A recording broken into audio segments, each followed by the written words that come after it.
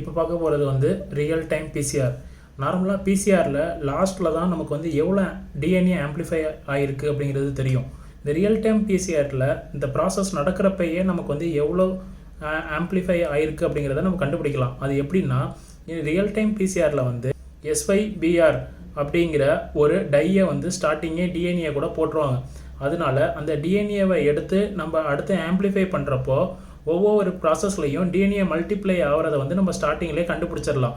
இப்போ வந்து for example CD அப்படின்னு ஒரு கான்செப்ட் இருக்குது. அப்படின்னா அது வந்து ஒரு த்ரெஷ்ஹோல்டு, எவ்வளோ இந்த பிசிஆரோட சைக்கிள் வந்து எவ்வளோ வேகமாக எத்தனை சைக்கிள் முடிஞ்சிருக்கு அப்படிங்கிறத அதை வந்து நம்ம சிடின்னு சொல்கிறோம்.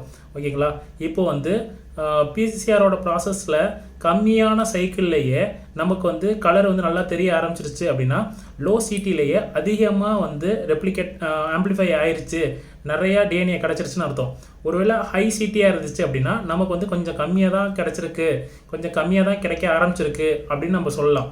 இதை வந்து நம்ம எப்படி மெஷர் பண்ணுவோம் அப்படின்னா, ஹவுஸ் கீப்பிங் ஜீன்னு ஒன்று இருக்குது, அதை வச்சு தான் மெஷர் பண்ணுவோம். அது என்ன ஜீன்னா, ஃபார் எக்ஸாம்பிள் பீட்டா ஆக்டின்னு, அப்புறம் GAPDH, இதெல்லாம் என்ன பண்ணணும்னா நம்ம உடம்புல நார்மலாக இருக்கிற ஜீன்.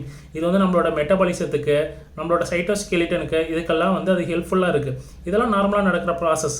ஹவுஸ் கீப்பிங் ஜீன்னா எப்படி ஒரு எக்ஸாம்பிளுக்கு சொல்லலாம்னா, என்கிட்ட வந்து 2 கப்பில் வந்து தண்ணி இருக்குது.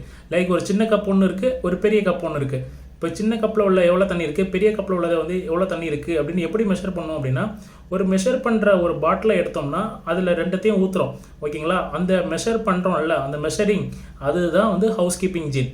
ஓகேங்களா? அதே மாதிரி இந்த 2த்துலேயும் உள்ள எவ்வளோ டிஎன்ஏ இருக்குது அப்படிங்கிறத நம்மளை மெஷர் பண்ணி பார்க்குறதுக்கு தான் ஹவுஸ் கீப்பிங் ஜீன் இருக்குது. ஓகேங்களா? அதை வந்து நம்ம ஹவுஸ் கீப்பிங் ஜீனை ஒரு கான்ஸ்டன்ட் கூட சொல்லலாம்.